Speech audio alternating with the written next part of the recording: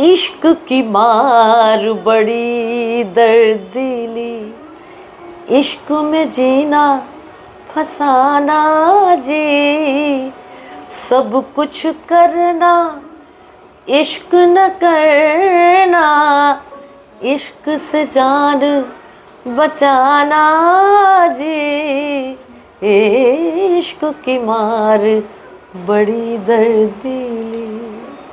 नमस्कार, हमारे चैनल में आपका स्वागत है। आज हमारे साथ देश की जानी मानी गायिका और बनारस के युग पुरुष बिस्मिल्लाह खान, जिनको पूरी दुनिया जानती, उनकी ये मानस बेटी। तो आज हम जानेंगे इनकी सफलता की कहानी और इन्हीं की जुबान।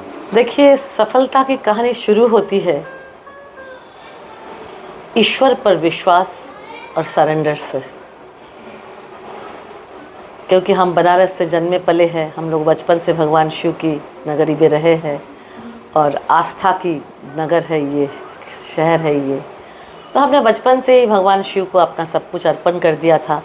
और भारत रत्न बाबा बिस्मिल्लाह खान साहब हमेशा कहा करते थे कि जब हम रियाज करते हैं रियाज समझकर, तो उस पर कोई भी नूर नहीं आती है। जी जी। लेकिन जब हम इबादत समझते हैं सब कुछ, ज़िंदगी की हर कर्म को और ख़ास करके संगीत को जब रियाज करते हैं, तो क्या है, तब वही रहते हैं, उनका नूर आता है और तभी जाके सफलता मिलती है। उनका कोई दुनिया से मतलब नहीं था, उनका मतलब सिर्फ था सुर के साथ। वो सुर में ही जीते थे, सुर में ही मरते थे जी। और जब मेरी गुरु माँ श्रीमती बागेश्वरी देवी जी, आपने उनका नाम सुना है? जी जी जी। वो विंध्याचल में रहती थी, मंदिर में थी, साधिका रही जी। और कहने के लिए बहुत दुख होता है इस बात की जी कि उनको वो सम्मान नहीं मिला बनारस में। हाँ, मतलब क्या कहते हैं जिसका दरकार थी। हाँ, मतलब बहुत ही बड़ी साधिका रही और वो इसलिए चली गई थी विंध्याचल में जी। और लोग पैसा देना नहीं चाहते, तो कैसे चलेगा एक कलाकार का परिवार, कैसे चलेगा? ये बहुत दुख है, आज भी यही कहानी है। शास्त्रीय कलाकारों को वो मानदर्जा नहीं है। हाँ। और उनको भी ईश्वर के प्रति बहुत आस्था थी और फीलिंग ऑफ इनसिक्योरिटी, जब उनके पास कोई प्रोग्राम नहीं, पैसा नहीं और वो जॉब के लिए गई खैरागढ़ यूनिवर्सिटी, तो उनको वहाँ के वीसी ने कहा कि आपके पास डिग्री नहीं है, आपको नौकरी नहीं मिलेगा। तो उनको हार्ट अटैक हुआ उसी समय। और उनके प्रिय वादक थे बिस्मिल्लाह खान साहब। और जब वो चले गए तो उनकी याद में जो मैंने एक श्रद्धांजलि की, कोई चारों ओर पैसे की तंगी थी, लेकिन मैं अडिग थी कि मुझे करना है बस।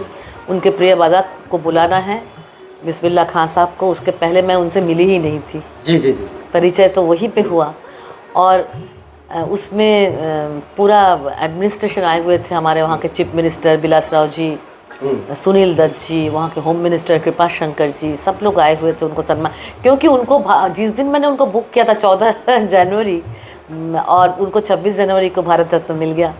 और वो भारत रत्न का उपाधि लेके दिल्ली से सीधा ही मेरे प्रोग्राम में आए थे। उनका फर्स्ट कॉन्सर्ट था after getting the Bharat Ratna. उसमें मैंने हरिप्रसाद चौरसिया जी को भी बुलाए थे और तमाम तरुण भट्टाचार्य जी और भी काफ़ी बड़े पंडित केशव महाराज जी को भी बुलाए थे। 2 दिन का किया था मैंने और बहुत धमाके के साथ times of India title sponsor था। और उनको मैंने बताया ही नहीं था कि मैं गाती हूँ। और उन्होंने मुझे जब आने के बाद पूछा कि कल कितने बजे आना पड़ेगा बेटा, तो मैंने कहा था कि 8 बजे, पौने 8 बजे, क्योंकि मैं 7 बजे गाना चाहती थी। तो मैं उनको सुनाना भी नहीं चाहती थी मेरा गाना, क्योंकि वो भारत रत्न पहला वर्ष, सब इतने तमाम लोग, प्रेस, मीडिया, क्योंकि भारत रत्न बिस्मिल्लाह खान आ रहे। मैंने जहाँ गाना शुरू किया, जनी मारो पिचकारी, ओ कन्हैया अरज करी हारी ना मारो पिचकारी। ये था। जनी मारो मारो न मारो, जी न मारो न मारो न मारो न मारो पिचकारी। यही 2 मिनट गाया, मैं नीचे उतारी, सुर ऐसा उनको भाया, तुरंत उन्होंने कहा कि अब मैं किसी के साथ नहीं बजाऊंगा, सिर्फ तुम्हारे साथ। और वो ऐसा किया भी। शायद उसके बाद उनका किसी के साथ उतना डुएट सक्सेसफुल नहीं हुआ और मेरे ही साथ उनका डुएट होता रहा। आखिरी उनके ज़िंदगी का आखिरी कॉन्सर्ट भी मेरे ही साथ राष्ट्रपति भवन में हुआ था। तो आप लोग को मालूम ही है उनका ज़िंदगी का आखिरी कॉन्सर्ट था। वो 2006 में हम लोग मार्च में ही किए थे और अगस्त में वो गुजर गए। कई ज़िंदगी की बातें सीखा उनसे जी, वो बहुत महत्वपूर्ण है। बात जो बोलो हमेशा सोच कर बोला करो, बात ही पहचान अपनी, बात को तोला करो। बात जो उन्हें हमेशा कहते थे कि जो भी बोलोगे 2 मिनट सोच लो, लेकिन जो बोलो वो ज़रूर करना। ये एक महामंत्र जैसी है, वैल्यू ऑफ कमिटमेंट। बिस्मिल्लाह खां जी एक बार अमेरिका गए थे। अमेरिकी लोगों ने कहा कि अब ताज यहीं रह जाएंगे, लेकिन उन्होंने कहा कि यार बनारस की गंगा ला दो और बनारस का वो पान का लुकमा ला दो और वो महागौरी, वो बाबा विश्वनाथ ला दो, हम यहीं रह जाएंगे। और अमेरिकी उनको जवाब नहीं दे सके। तो वो क्या संस्मरण था? देखिए, उनको बनारस से इतना लगाव था, वो कभी देश छोड़कर कहीं नहीं गए। बाकी कलाकारों को देखिए सब विदेश में जाके बस गए, लेकिन उनका बनारस से अद्भुत लगाव था। वो हमेशा कहा करते थे कि बनारस तो बना हुआ रस है, यह छोड़ कर कहाँ जाएंगे। और गंगा माँ से उनका अद्भुत लगाव था, क्योंकि वो जब सुबह 4 बजे उठते थे, वो गंगा जी नहाते थे, बालाजी के मंदिर में जाके शहनाई बजाते थे, फिर मस्जिद जाते थे। हाँ, और बालाजी के मंदिर में उनको 3 बार भगवान शिव का दर्शन हुआ था, ये उन्होंने खुद ही कहा है। और हम लोगों ने, मेरे हस्बैंड शुभंकर घोष जी ने एक डॉक्यूमेंट्री बनाई, डॉक्यू ड्रामा, उसमें सारी बातें हैं याद बिस्मिल्लाह। वो हम हमेशा उनके बरसी में हम चलाते हैं, चाहे हम कहीं भी रहे, हम उनके याद में याद बिस्मिल्लाह ज़रूर करते हैं। हाल में ही उनके ऊपर मैंने एक किताब लिखा है, बाबा एंड मी, और वो लोगों को बहुत पसंद आ रही है। पूरा मेरे साथ उनका जर्नी और उनकी ज़िंदगी सब कुछ लिखा है, और उनकी ज़िंदगी की हर चीज़। वो हमेशा कहा करते थे ये भी बात कि गाना बजाना तो दूर की बात है, अरे संगीत से पहले परिचय कराओ बच्चों का कि संगीत है क्या। इस संगीत रियलिटी शोज़ नहीं है। जैसे ईश्वर को पाने के लिए नाक रगड़ना पड़ता है, ये साक्षात ईश्वर है। ये सारेगामा पधानिसा जो है ना, 7 स्वर, जी जी जी। ये 7 हमारे नाड़ियों में बसे हुए हैं। सारे ग म प ध नि। तो अगर अब इसका रियाज करते रहे हम लोग, तो ऑटोमेटिक हमारी नाड़ियाँ खुल जाती हैं। एक आपने गजल गाई थी, ये इश्क नहीं है आसान, वो क्या है? ये इश्क नहीं आसान, बस इतना समझ लीजिए, एक आग का दरिया है और डूब के जाना है। वो क्या है जरा? ये संगीत के साथ इश्क। हाँ। आग की तरह, ये इश्क नहीं आसान, बस इतना समझ लिया, आग का दरिया डूब के जाना है। इश्क की मार बड़ी दर्दीली, इश्क में जीना फसाना जी, सब कुछ करना इश्क न करना, इश्क से जान बचाना जी, इश्क की मार बड़ी दर्दीली। वक्त न देखे उम्र न देखे, जब चाहे मजबूर करे, मौत और इश्क के आगे लोगों चले ना कोई बहाना जी। बताइए कि बनारस के तमाम घाट और सीढ़ियाँ अगर साहित्य लिखती हैं तो इश्क की कहानियाँ भी लिखती हैं। बनारस पूरा कहते हैं कि ना पूरा पृथ्वी से अलग है जी, अलग शहर है जी। क्योंकि भगवान शिव के त्रिशूल में ये बसा हुआ है। यहाँ के कहते हैं कि यहाँ के कुत्ते भी पंडित हैं, इसको भी पूरा आता है संस्कृत। हाँ, कण कण में शिव बसे हैं, तो कण कण में संगीत भी बसा हुआ है जी।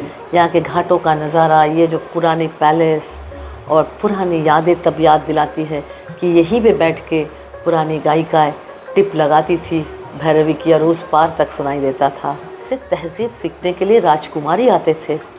उनकी जो तहज़ीब आजकल के कहाँ लड़कियाँ जानती है। हाँ, वो जब वो उन्हीं के होती थी जो एक ही राजा की जो उनको सुनने आते थे। और उनकी जो रहन सहन, तहज़ीब, अदाएँ, सब कुछ अनोखा हुआ करता था। मैं दरबारी महफ़िल करती हूँ और बड़े बड़े 5 स्टार होटल में करती हूँ। मैंने फलकनुमा पैलेस में किया, ताज में किया, बॉम्बे के अशोका होटल दिल्ली। अभी मैं खंडहरों में करती हूँ। वो पुराना किला, बैंड्रा फोर्ट, यहाँ पर चेत सिंह पैलेस में किया था।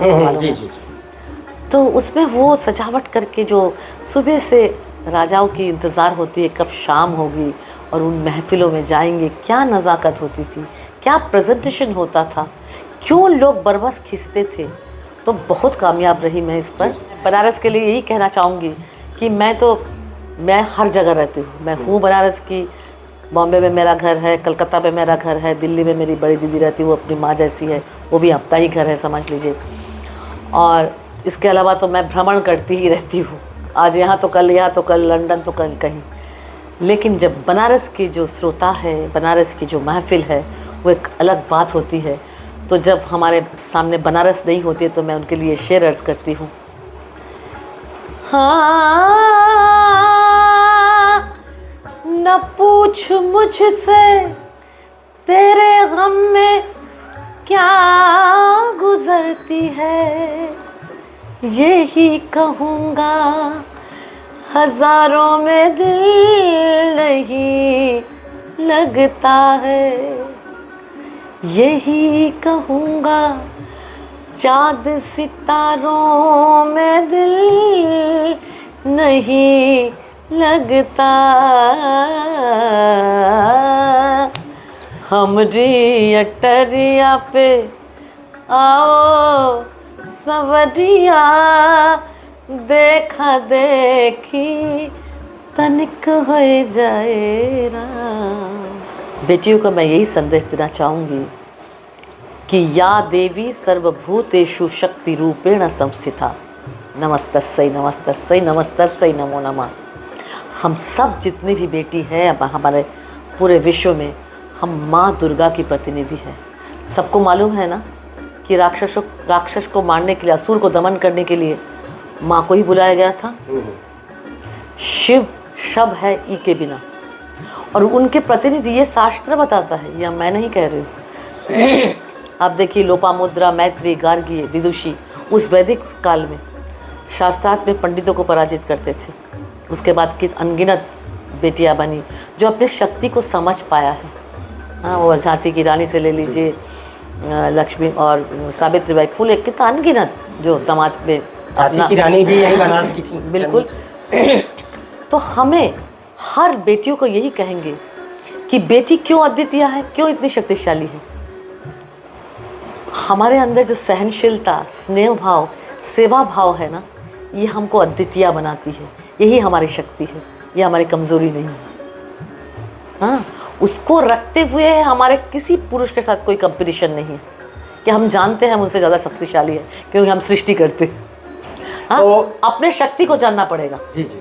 तो कोई असंभव चीज़ नहीं है बेटियों के लिए। सोमा जी ने बताया कि इनका दिल आज भी बनारस में बसता है। ये जहाँ भी जाती हैं बनारस इनके मन में रहता है। बिस्मिल्लाह खां जी बनारस से दूर नहीं रह सकते थे, वैसे सोमा घोष जी बनारस से दूर नहीं जाना चाहती हैं। ये चाहती हैं कि जीवन जिंदगी में चाहे जहाँ भी रहे, लेकिन बनारस इनके मन में रहे, इनके दिल में रहे और यहीं रहे और यहीं बाबा को नमन करते रहे। और आखिर में मैं सोमा दीदी का एक गीत आखिर में सुनना चाहूँगा, खासतौर पर गज़ल जो इनकी बहुत पॉपुलर हुई है। हाय मर जाएंगे हम तो मिट जाएंगे, ऐसी बातें किया ना करो, हमारे श्रोताओं के लिए, आज जाने की जिद ना करो। झूमरी तलैया से जुड़ने के लिए कृपया हमारे चैनल को जरूर सब्सक्राइब करें, साथ ही उसके बगल में बेल भी जरूर दबा दें ताकि हमारे सभी लोकप्रिय वीडियो एवं रोचक जानकारी आप तक सीधे पहुंच सके। शुक्रिया।